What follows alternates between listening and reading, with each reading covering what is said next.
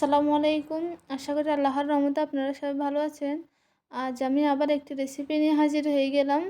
রেসিপিটি হচ্ছে চাপা মাছ।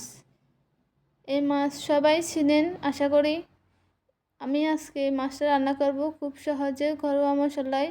আশা করি আমার রেসিপিটা আপনাদের অনেক অনেক ভালো লাগবে। আমার ভিডিওটা শুরু থেকে শেষ পর্যন্ত দেখতে থাকুন। আমি চলে যাব এখন মূল রেসিপিতে। আমি এখানে 3টি মিডিয়াম সাইজের চাপা মাছ নিয়ে নিলাম। মাছগুলোকে আমি এখন বটির সাহায্যে কেটে নিব।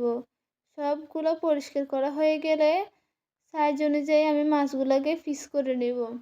সবগুলো মাছ এখানে আমি পিস করে নিয়ে নিলাম, ভালোভাবে ধুয়ে পরিষ্কার করে নিয়ে নিলাম। এখানে আমি পরিমাণ মতো তেল দিয়ে তেলগুলো গরম হয়ে গেলে একটি রসুন কুচি দিয়ে দিব, কয়েক ফালি কাঁচামরিচ, একটি পেঁয়াজ কুচি দিয়ে দিব।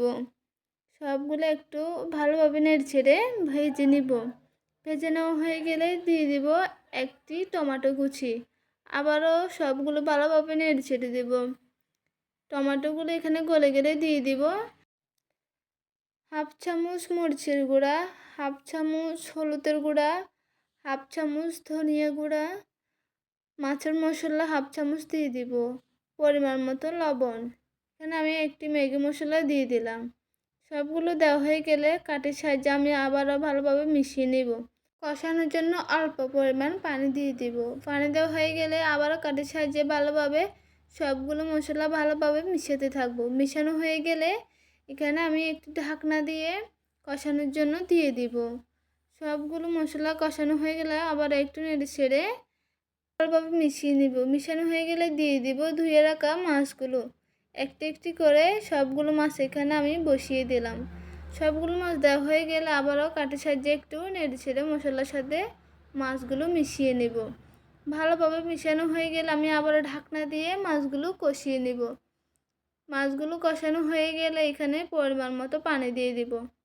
পানি দেওয়া হয়ে গেলে আবার হাতের সাহায্যে ভালোভাবে নেড়ে ছেড়ে দিব।